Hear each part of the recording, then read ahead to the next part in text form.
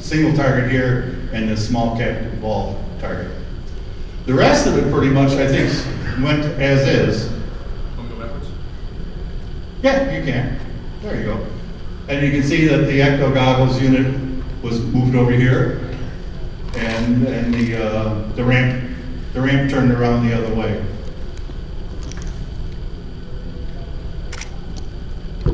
And that's about it. We have a couple minutes. Oh, this is Elliot's part, so bear with me. Yeah, family emergency. Oh, that's not good. And this is the Stay Puft. He's on a wobbly bracket, and he turns colors, and this is basically, I don't know what he wanted to say about it other than that. And we got that left underground ramp. Okay, this is the assembly and how it actually works. We had to go very high with this ramp in order to secure the exit of the ball coming back out. If it was any lower, if I bring the ball down here and let it go, it won't make it out. So that determined the height of the ramp. And the reason we put these little loops in here is to center the ball up, to like tee it up, because we found that if the ball is rattling going down the ramp, it's not going to make the trip either. So we had to make sure it was down the middle, on the track, everything's all nice and tight going in, and then the ball makes it out, I would say 99% of the time. Other than that, we have a diverter down there. The mechanism works real well, knocks the ball into our 3-wall lock. So if a ball does come down here and stay there, it'll fall into this lock and then kick back out of the playfield, which I'm sure everybody has seen already. And that's my short synopsis. And I'm going to hand the ball next to Dwight. Hello, thanks for coming.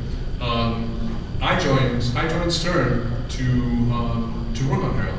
So I didn't know it at the time, but I was hired to. I don't know that yet. No, mother. Aha, there we go. Okay, so in 2000, John, What? January or so last year. Okay. January 2015. Okay. Is when I joined this project. John was already underway. He was already had ideas. Yeah. I joined, and then a few months later, actually started working on the game, writing software. So if you don't know, my name is Dwight Sullivan. I've been in pinball for 20-some years. These are the games that I worked on. If anyone cares. Everyone cares.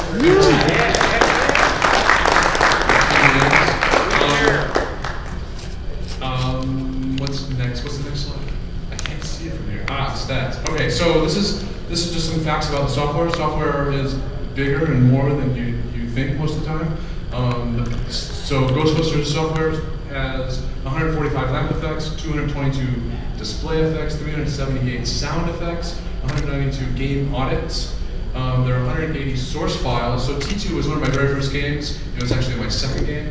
T2 had 30 source files to compare it to. It's not really apples and apples. T2 was assembler, and now we work in C and C++, which takes more files. And then there's like approximately 73,000 lines of code in Ghostbusters.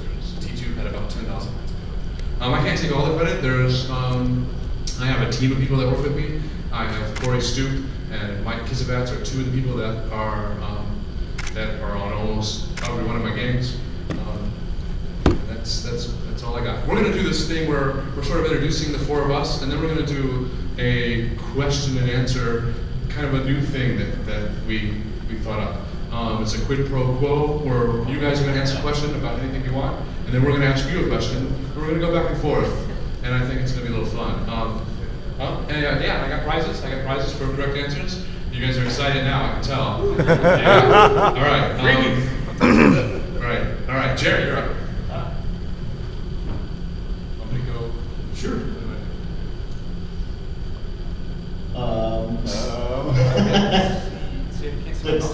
That is your, our operator can't see. Hi, my name is Jerry Thompson. I got to working with Stern through Greg Ferris and Dennis Nordman and the Woe Nelly project. I worked on that, and then last summer I was there working on another project, and I knew they were doing Ghostbusters, and so I went to Dwight and I said, I really want to do the sound on Ghostbusters, and he said, but you've never done one all by yourself. And I said, but I already have an idea what I want it to sound like, and I feel like I'm the right guy for this job. And he said, but you've never done one by yourself before, and so I don't trust you. And so I said, just give me a shot. So he said, talk to John. So I talked to John, and both of them said, okay, George Gomez said okay, and so I set off to work on the first tune in the game, which you did an awesome job, right? Which is this is the very first thing that was done for the game, and a friend of mine in Houston actually did part of the music. Another guy named Ian Sturgeon did some, but this was the very first thing. It's my favorite, and nobody's ever gotten to hear it all the way through. So we'll take about a minute and a half and just let you hear this. It's by Sean Myers, and yeah, and.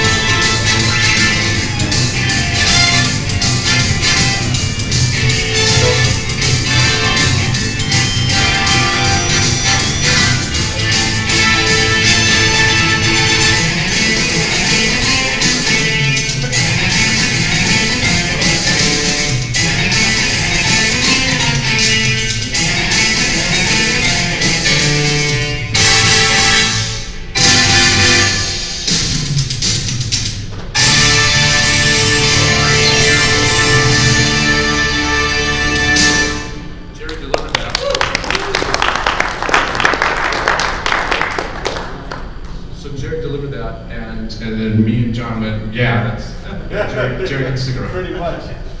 So you never get to hear the end of it, because in a pinball game, all the music has to continually loop. In case you walk away from the game, you don't want it to run out. So, so this is the first thing I got once they told me that I got the gig. And so I took a look at it and decided where I wanted to put things, and so I thought we'd just show you this, and so you could look. This is fortunate because a lot of times the art is not. Every game is different, so I was lucky to have this. So I looked at that and said, okay, well, there's a city scene where the pop bumpers are, and so obviously we want to have some horns and city traffic things there. The spinner has the ambulance light on it, so that is a rev.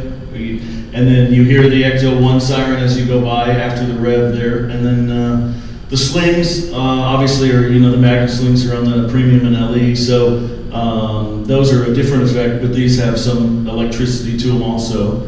And the thing that I told him, I told Dwight, is I said, I'm a drummer. I graduated high school '86. Ghostbusters is my era, and I have these original elements from the to do the drum picture there. So in the '80s, these were like on hundreds of hit records. The Lynn drum machine was the first drum machine, and Simmons drums were the electronic drums that you hear on things like Let's Hear It for the Boy from Footloose is one thing I can think of, but the Lynn drum was everywhere.